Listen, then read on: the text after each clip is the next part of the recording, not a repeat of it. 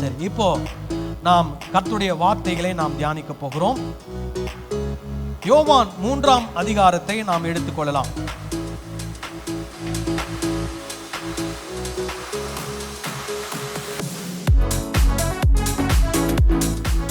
ஒரு சில வாரங்களாக கிறிஸ்தவத்திலே தவறாக புரிந்து கொள்ளப்பட்ட வேத வசனம் என்ற தலைப்பிலே நாம் பிரசங்கங்களை கேட்டுக்கொண்டு வருகிறோம்.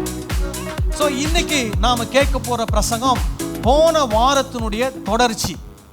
போன வாரத்திலே உங்களுக்கு சொன்னதை சுருக்கமாக சொல்லிட்டு இந்த வாரம் நாம் மீதி இருக்கக்கூடிய பகுதியை கேட்டு நாம் அதை நிறைவுபடுத்தலாம்.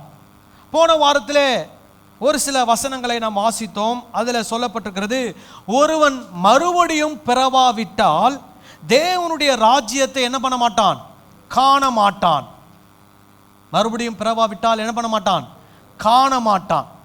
அப்புறம் ஒருவன் ஜலத்தினாலும் ஆவியினாலும் பிறவாவிட்டால் தேவனுடைய ராஜ்யத்தில் என்ன பண்ண மாட்டான்? பிரவேசிக்க மாட்டான்.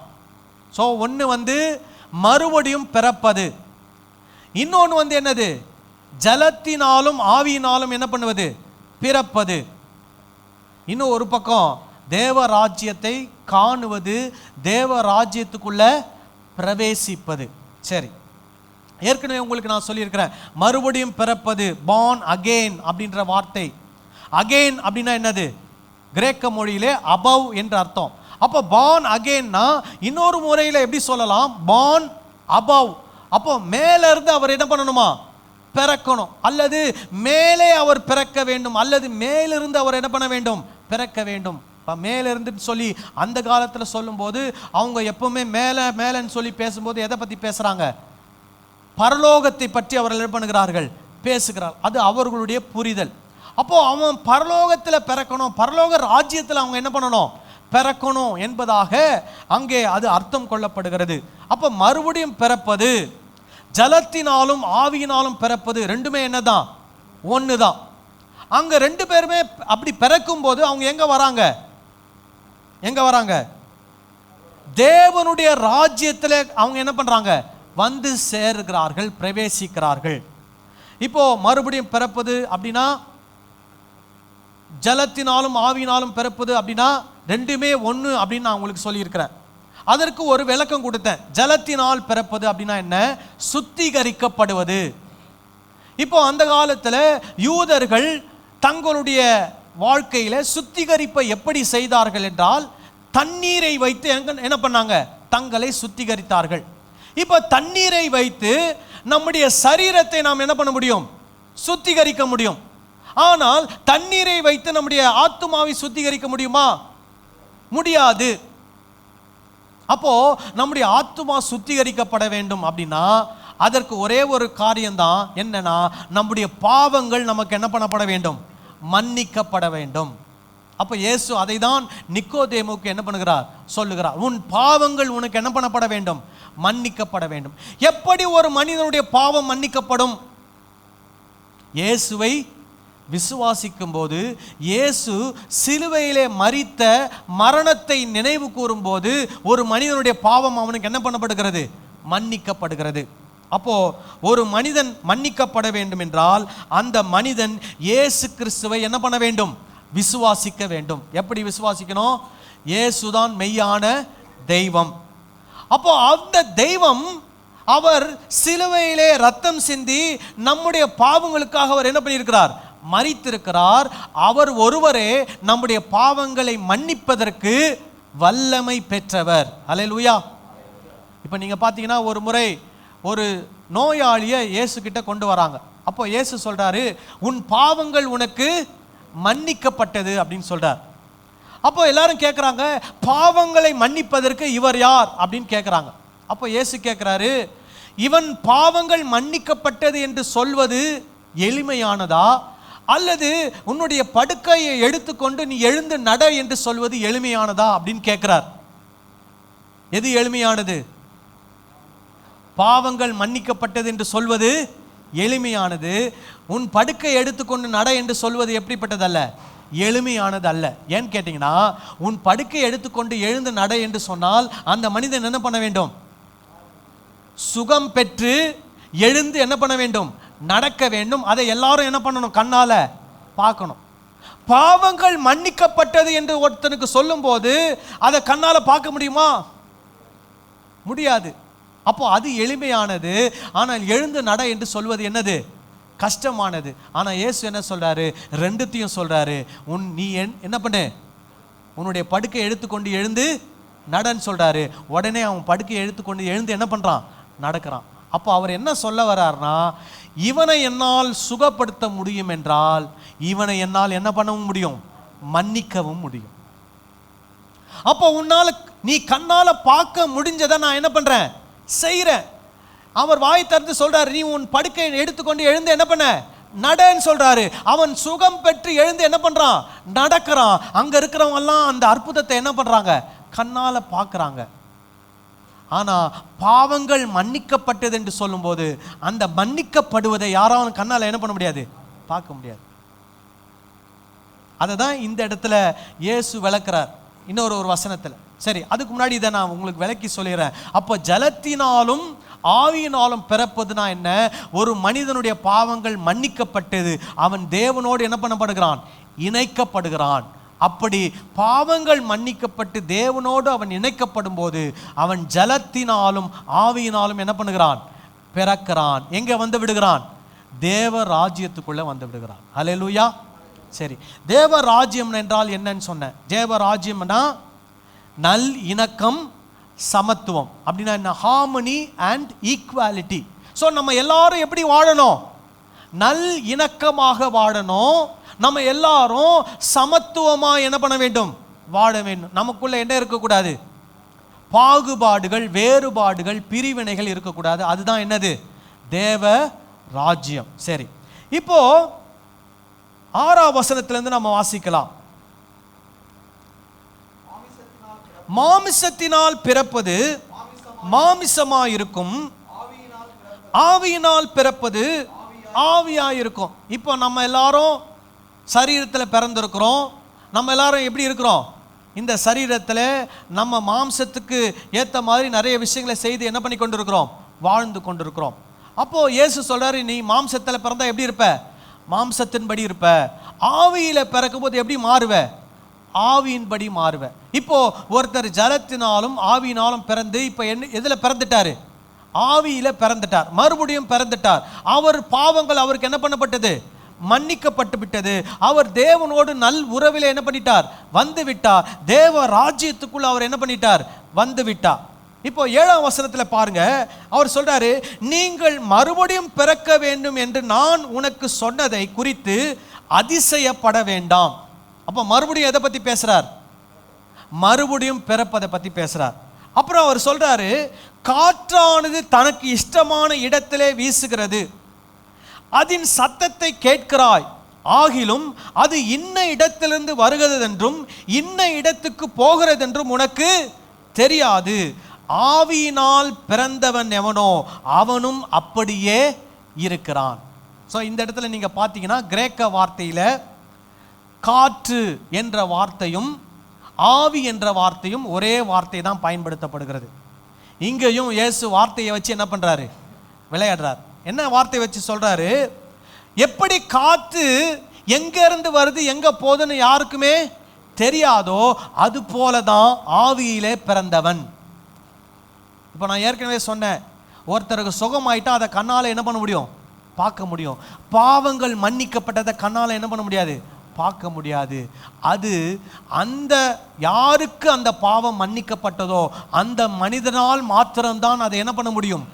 உணர்ந்து கொள்ள முடியும். அதை தான் இங்கே உதாரணமாக சொல்றாரு. காற்று அதனுடைய சத்தத்தை தான் நம்ம என்ன பண்ணுகிறோம்? கேட்கிறோம். இப்போ நீங்கள் உண்மையாக பார்த்தீங்கன்னா கூட காற்று என்பது காற்றினுடைய சத்தம் கூட கிடையாது. அது இப்போ காற்று வீசும்போது ஒரு சத்தம் வரும் பார்த்தீங்களா? அது காற்றுடைய சத்தமா? உண்மையாக அது காற்றுடைய சத்தம் கிடையாது. அந்த காற்று எந்தெந்த பொருட்கள் மேலே பட்டு செல்லுகிறதோ அந்த பொருட்கள் மூலமாக அதனுடைய சத்தம் என்ன ஆகிறது? மாறுபடுகிறது. இப்போ நீங்கள் பார்த்தீங்கன்னா ஒருத்தர் நாதஸ்வரத்தை வச்சு வாயிலிருந்து காற்றை ஊதினார்னா என்ன சத்தம் வரும்? நாதஸ்வரத்தினுடைய சத்தம் வரும். இதே ஒரு புல்லாங்குழலை வச்சு அதே காற்றை ஊதினார்னா என்ன சத்தம் வரும்?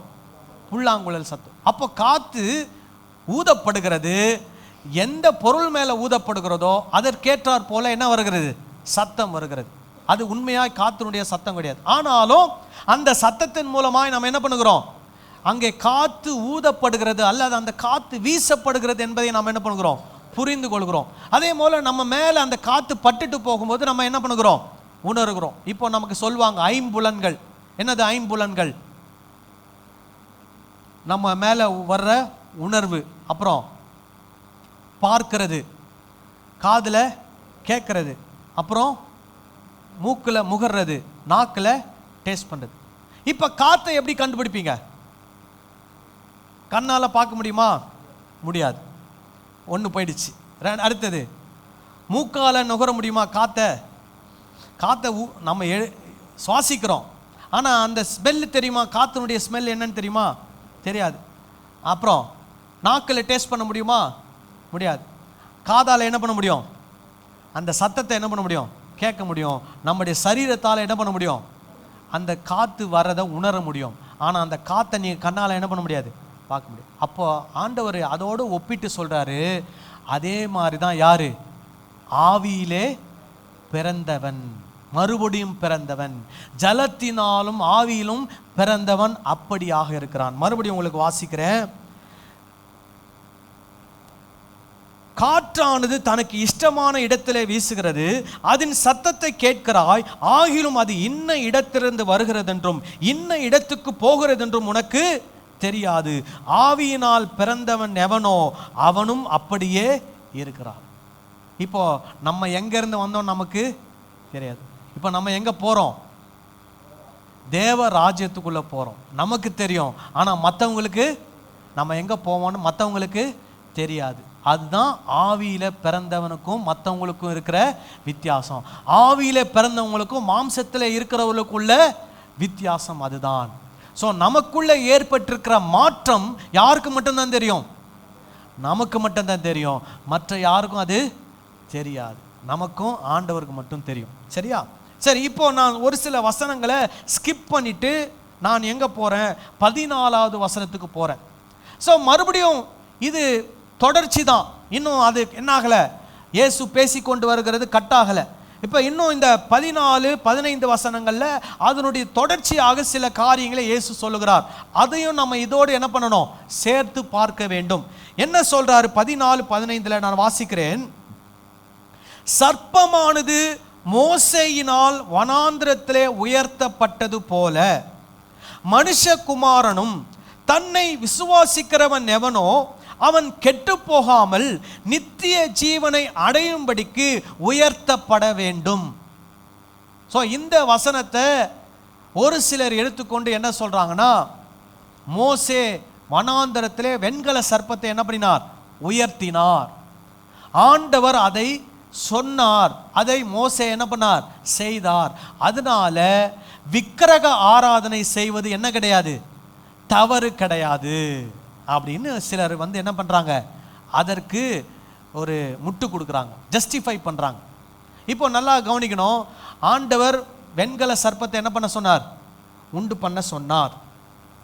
ஆனால் அந்த வெண்கல சர்ப்பம் தான் நானுன்னு ஆண்டவர் சொன்னாரா? சொல்லுங்க.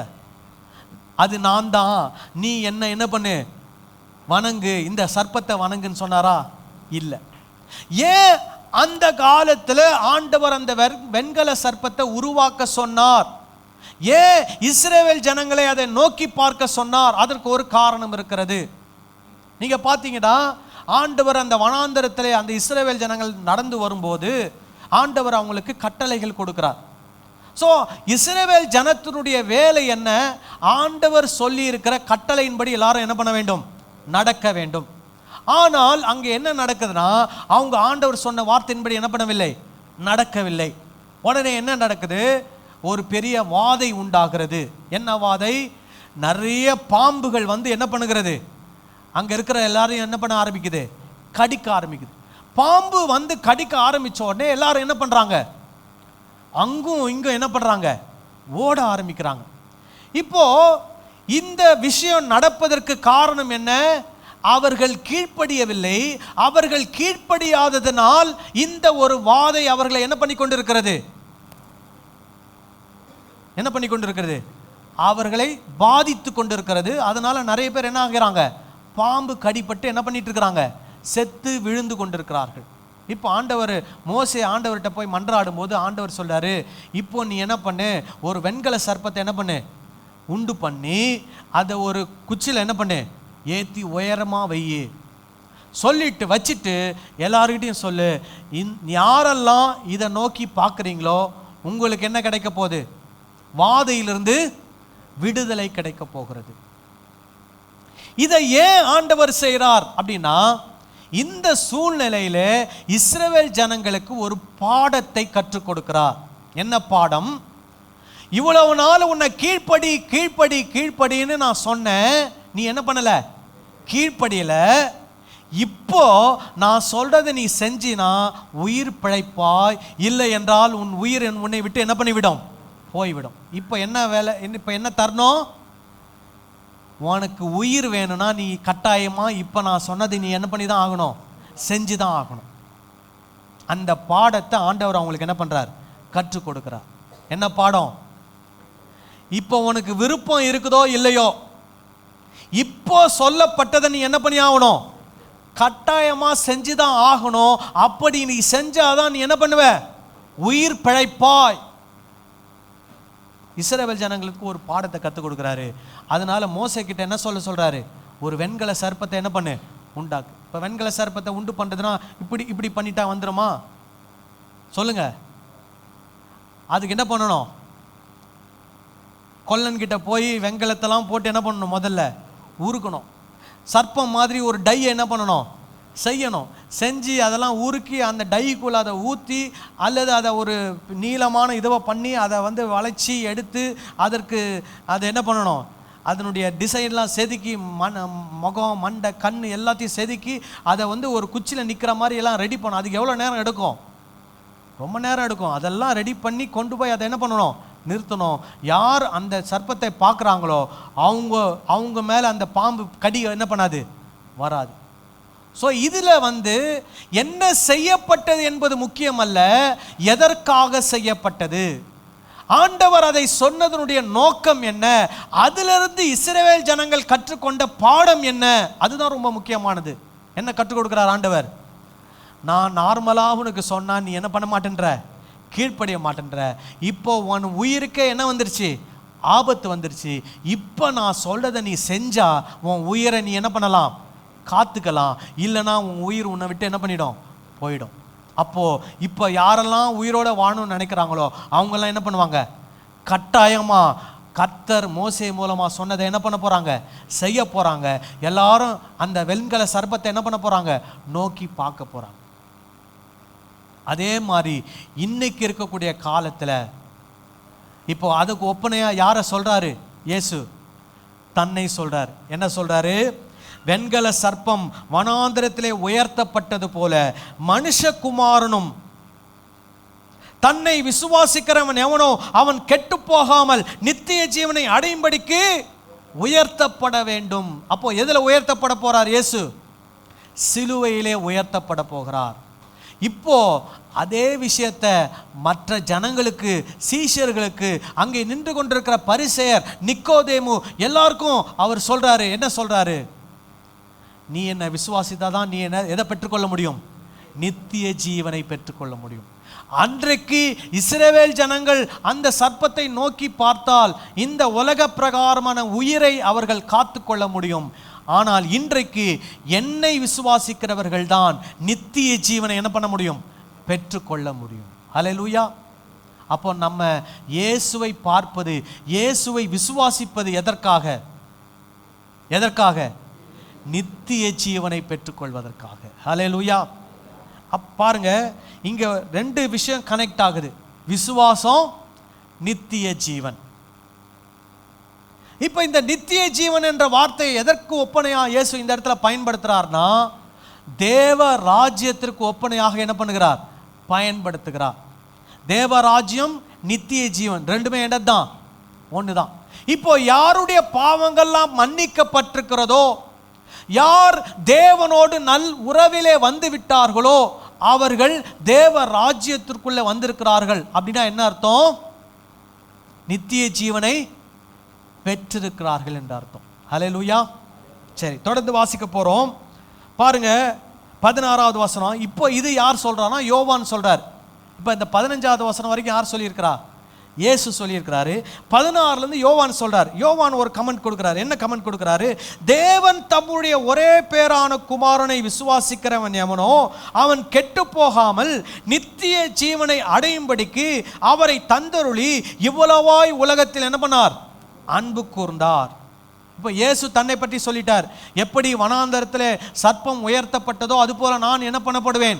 உயர்த்தப்படுவேன். என்னை விசுவாசிக்கிறவனுக்கு என்ன உண்டு? நித்திய ஜீவன் உண்டு. யோவான் அதை மறுபடியும் அழுத்தி சொல்றாரு. அந்த இயேசுவை விசுவாசிக்கிறவனுக்கு என்ன உண்டு? நித்திய ஜீவன் உண்டு. இந்த இடத்துல ஒரு வார்த்தையை பயன்படுத்துறார் யோவான். என்ன வார்த்தை? தம்முடைய ஒரே பேரான குமாரன். அதாவது இது தமிழ்ல ஒரே பேரான குமாரன் சொல்லப்பட்டிருக்கிறது.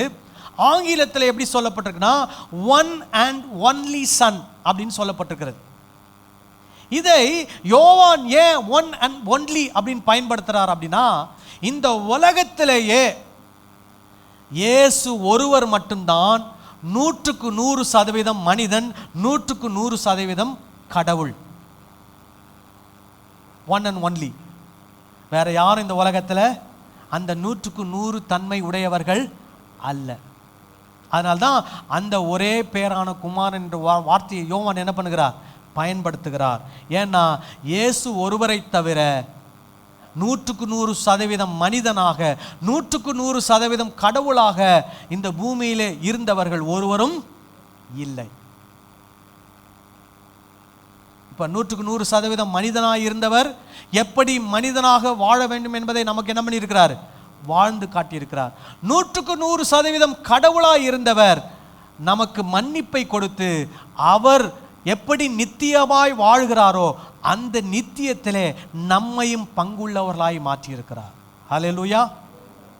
தொடர்ந்து வாசிக்கிறோம். உலகத்தை ஆக்கினைக்குள்ளாக தீர்க்கும்படி தேவன் தம்முடைய குமாரனை உலகத்தில் அனுப்பாமல் அவராலே உலகம் ரட்சிக்கப்படுவதற்காகவே அவரை அனுப்பினார். சோ இயேசு இந்த பூமிக்கு வந்ததனுடைய நோக்கம் என்ன? எதற்காக இயேசு இந்த பூமிக்கு வந்தார்? உலகம் என்ன ஆகணும்? ரட்சிக்கப்படணும். உலகம் ஆக்கினைக்குள்ளாக என்ன பண்ணக்கூடாது? தீர்க்கப்படக்கூடாது. உலகம் என்ன ஆகணும்? காப்பாற்றப்பட வேண்டும். இப்போ நீங்க பார்த்தீங்கன்னா ரட்சிப்பு என்ற வார்த்தை வேதத்தில் 3 பரிமாணங்களிலே பயன்படுத்தப்படுகிறது. அதையும் நாம புரிஞ்சுக்கணும். பழைய ஏற்பாட்டு காலங்களிலே ரட்சிப்பு என்ற வார்த்தை, பழைய ஏற்பாட்டில் இருக்கக்கூடிய தாவீது மற்ற மனிதர்கள்லாம் என்ன பண்ணியிருக்கிறாங்க? ரட்சிப்பு என்ற வார்த்தையை பயன்படுத்தியிருக்கிறாங்க. தாவீது சொல்லியிருக்கிறார், அல்ல சங்கீதக்காரன் சொல்லியிருக்கிறாங்க. என்ன சொல்லியிருக்கிறாங்க? தேவன் எனக்கு ரட்சிப்பும் மீட்பும் ஆனவர் அப்படிலாம் என்ன பண்ணியிருக்கிறாங்க? பாடல்ல எழுதியிருக்கிறாங்க. அப்போ அவங்கள பொறுத்த வரைக்கும், பழைய ஏற்பாட்டை பொறுத்த வரைக்கும் ரட்சிப்புனா என்ன அப்படின்னா, ஒரு எதிரிக்கிட்ட இருந்து பாதுகாக்கப்படுவது, அல்லது ஒரு தீமையிலிருந்து பாதுகாக்கப்படுவது, அல்லது ஒரு ஆபத்திலிருந்து பாதுகாக்கப்படுவது. இதுக்கு பேர் தான் என்னது? ரட்சிப்பு. பழைய ஏற்பாட்டு காலங்கள்ல இயேசு கிறிஸ்து வாழ்ந்த காலத்தில் இயேசு அவரே தன்னுடைய வாயால சொல்லியிருக்கிறாரு, மனுஷகுமாரன் உங்களை என்ன பண்ண வந்திருக்கிறேன்? ரட்சிக்க வந்தேன் என்று சொல்லியிருக்கிறார். அப்போ அவரை பொறுத்த வரைக்கும் அவர் ரட்சிப்புனா என்ன சொல்லியிருக்கிறார்ன்றதையும் நம்ம தெரிஞ்சுக்கணும். இயேசுவை பொறுத்த வரைக்கும் ரட்சிப்புனா என்ன தெரியுமா? அந்த காலத்தில், இயேசு வாழ்ந்த காலத்தில் அங்க இருந்த ஜனங்கள் எல்லாரும் மதத்தினாலே ஒடுக்கப்பட்டு வைக்கப்பட்டிருந்தார்கள். எந்த மதம்?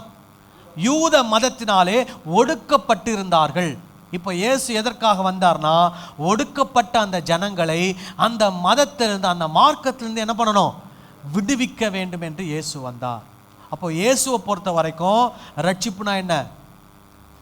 மதத்தினால் ஒடுக்கப்பட்டவர்களுக்கு என்ன உண்டு? மீட்பு, விடுதலை உண்டு. அதற்கு பின்னான காலங்கள் இயேசு கிறிஸ்துவின் சீஷர்கள், அப்போஸ்தலர்கள், ஆதி திருச்சபை காலங்களிலே அவர்கள் ரட்சிப்பை எப்படி பார்த்தார்கள் அப்படின்னா, ஒரு மனிதனுடைய பாவத்திலிருந்து என்ன கொடுக்கிறார்? இயேசு விடுதலை கொடுக்கிறார். அதுதான் அவங்களுக்கு என்னது? ரட்சிப்பு. ஸோ இப்போ இந்த மூணுத்தையும் சேர்த்து போடுங்க. ஆண்டவர் நம்மை எதிலிருந்து விடுவிக்கிறார்? விபத்துகள், நாச மோசங்கள், தீமைகள், எதிரிகளிடத்திலிருந்து ஆண்டவர் நம்ம என்ன பண்ணுகிறார்? பாதுகாக்கிறார். அதே போல இன்றைக்கு இருக்கக்கூடிய கிறிஸ்தவம் என்ற மதத்திலிருந்து ஆண்டவர் நம்மளை என்ன பண்ண விரும்புகிறார்? விடுவிக்க விரும்புகிறார். இன்றைக்கு நிறைய பேர் கிறிஸ்தவத்தை எப்படி தான் பின்பற்றுறோம்? மதமாக பின்பற்றி கொண்டு வருகிறோம். மதம்னா என்ன? நிறைய சடங்காச்சாரங்கள், மனித போதனைகள், இதை என்ன பண்ணிட்டு இருக்கிறோம்? கிறிஸ்தவத்தில் பின்பற்றுகிறோம். ஆனால் இயேசு கிறிஸ்தவனுடைய போதனைகளை கேட்டு நாம் நடக்கும்போது இந்த கிறிஸ்தவம் என்ற மதத்திலிருந்து நமக்கு என்ன கிடைக்கும்? விடுதலை கிடைக்கும். மூன்றாவது, நம்முடைய பாவத்திலிருந்து இயேசு நம்ம என்ன பண்ணுகிறார்? விடுவிக்கிறார். எப்படி? அவருடைய இரத்தத்தினால நமக்கு என்ன உண்டு? மீட்பு உண்டு. அவருடைய இரத்தத்தினால நமக்கு விடுதலை உண்டு. அவருடைய இரத்தத்தினால நமக்கு என்ன உண்டு? ரட்சிப்பு உண்டு. அவர் நம்முடைய பாவங்களை மன்னிக்க வல்லவராயிருக்கிறார். ஹல்லேலூயா. சரி, ஸோ யோவான் சொல்றாரு, உலகத்தை ஆக்கினைக்குள்ளாக தீர்க்கும்படி தேவன் தம்முடைய குமாரனை உலகத்தில் அனுப்பாமல் அவராலே உலகம் ரட்சிக்கப்படுவதற்காகவே அவரை என்ன பண்ணினார்? அனுப்பினார். 18வது வசனம், அவரை விசுவாசிக்கிறவன் ஆக்கினைக்குள்ளாக தீர்க்கப்படான். அவரை விசுவாசிக்கிறவன் என்ன இல்லையா? ஆக்கினைக்குள்ளாக தீர்க்கப்படான். அப்படின்னா என்ன அர்த்தம்?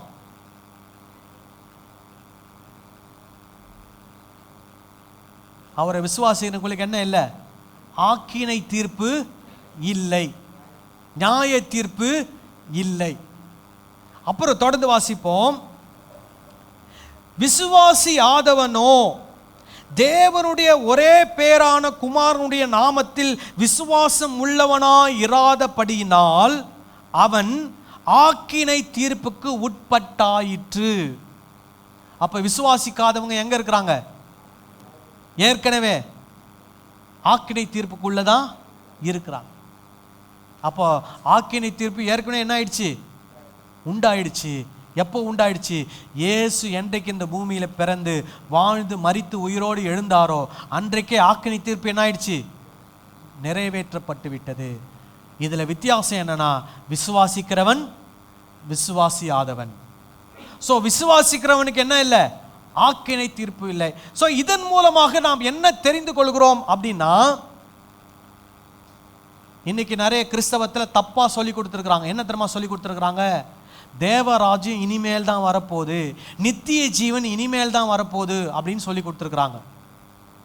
ஆனால் இந்த வசனத்தின் மூலமாக நமக்கு சொல்லப்படுகிற கருத்து என்னன்னா, நாம் இப்பொழுதே எங்கே இருக்கிறோம்? இப்பொழுதே எங்கே இருக்கிறோம்? தேவ ராஜ்யத்துக்குள்ள இருக்கிறோம். இப்பொழுதே எங்கே இருக்கிறோம்? நித்திய ஜீவனுக்குள் இருக்கிறோம். வித்தியாசம் என்ன? இப்போ இந்த சரீரத்தில் இருக்கிறோம், நாளைக்கு இந்த சரீரத்துக்கு வெளியே இருப்போம். ஒரு ஆமென் சொல்லலாமா? ஹல்லேலூயா. அப்போ ஒருவன் மறுபடியும் பிறந்து விட்டால் அவன் எங்கே வந்து விட்டான்? தேவ ராஜ்யத்துக்குள்ள வந்து விட்டான். நித்திய ஜீவனை என்ன பண்ணியிருக்கிறான்? சுதந்திரித்து கொண்டு விட்டான். அவனுக்கு என்ன இல்லை? ஆக்கினை தீர்ப்பு இல்லை. ஏன்னா அவன் சுத்திகரிக்கப்பட்டு விட்டான். இயேசுவை விசுவாசித்தபடினாலே அவன் பாவங்கள் அவனுக்கு என்ன பண்ண விட்டது? மன்னிக்கப்பட்டு விட்டது. அவன் நீதிமானாக என்ன பண்ண விட்டான்? மாற்றப்பட்டு விட்டான். அவன் தேவ ராஜ்யத்துக்குள்ள இருக்கிறான், நித்திய ஜீவனுக்குள்ள இருக்கிறான். அவனுக்கு என்ன இல்லை? ஆக்கினை தீர்ப்பு இல்லை. இப்போ நீங்க நானும் எங்க இருக்கிறோம்? தேவ ராஜ்யத்துக்குள்ள இருக்கிறோம். நித்திய ஜீவனை பெற்றிருக்கிறீங்களா? பெற்றிருக்கிறோம். இனிமேல் பெற போறோம் இல்ல, நித்திய ஜீவனை என்ன பண்ணியிருக்கிறோம்? பெற்றிருக்கிறோம். வித்தியாசம் என்ன? இப்போ சரீரத்தில் இருக்கிறோம், இன்னும் ஒரு 10 வருஷமோ 20 வருஷமோ 50 வருஷம் கழிச்சு சரீரத்துக்கு வெளியே இருப்போம். ஆனால் எங்கே தான் இருப்போம்? தேவ ராஜ்யத்துக்குள்ள நித்திய ஜீவனுக்குள்ள தான் நம்ம இருப்போம். ஹல்லேலூயா. ஆனால் விசுவாசியாதவர்கள் அவங்க எங்க இருக்கிறாங்க? தேவ ராஜ்யத்துக்குள்ள இல்லை. அப்படின்னா என்ன அர்த்தம்? நித்திய ஜீவனுக்குள்ள இல்லை. அப்போ அவங்க இன்னும் நித்திய ஜீவனை என்ன பண்ணலை? பெற்றுக்கொள்ளலை. அவங்க எங்க இருக்கிறாங்க? ஆக்கினை தீர்ப்புக்கு உட்பட்டு இருக்கிறாங்க. அல்லேலூயா. ஸோ அதனால் இயேசு கிறிஸ்துவை விசுவாசிக்கும் போது, விசுவாசிப்பதுனா ஜஸ்ட் இயேசு கடவுள் இயேசு கடவுள் சொல்கிறது மாத்திரம் அல்ல, இயேசு சொன்ன வார்த்தையின்படி என்ன பண்ணணும்? நடக்கணும். இயேசு சொன்ன வார்த்தைகளை மற்றவர்களுக்கும் என்ன பண்ணணும்? எடுத்து சொல்லணும். அதுதான் விசுவாசம்னா. அந்த விசுவாசத்தில் எது வரைக்கும் உறுதியாக இருக்கணும்? முடிவு பரியந்தம் உறுதியாக இருக்கணும். அதுக்கு பேர் தான் விசுவாசம். திரும்ப சொல்கிறேன், இயேசுவே தெய்வம் என்று என்ன பண்ணணும்? விசுவாசிக்கணும். இயேசு தெய்வமானால் அவருடைய வார்த்தைகளுக்கு என்ன பண்ணணும்? கீழ்ப்படியணும். அவருடைய வார்த்தைகளை மற்றவர்களுக்கு என்ன பண்ணணும்? எடுத்து சொல்லணும். இந்த விசுவாசத்தில் கடைசி வரை என்ன பண்ணணும்? உறுதியாக இருக்கணும். இவங்க தான் யாரு? விசுவாசிக்கிறவர்கள். அப்படி விசுவாசிக்கிறவர்களுக்கு என்ன உண்டு? நித்திய ஜீவன் உண்டு. எப்போ? இயேசு வரும்போதா? இல்லை, இப்போவே அந்த நித்திய ஜீவனை இயேசு என்ன பண்ணியிருக்கிறார்? கொடுத்திருக்கிறார். நமக்கு என்ன இல்லை? ஆக்கினை தீர்ப்பு இல்லை.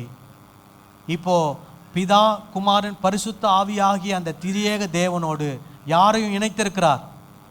நம்மையும் இணைத்திருக்கிறார். எப்படி? அவர் நமக்குள்ளே வந்து என்ன பண்ணி கொண்டிருக்கிறார்?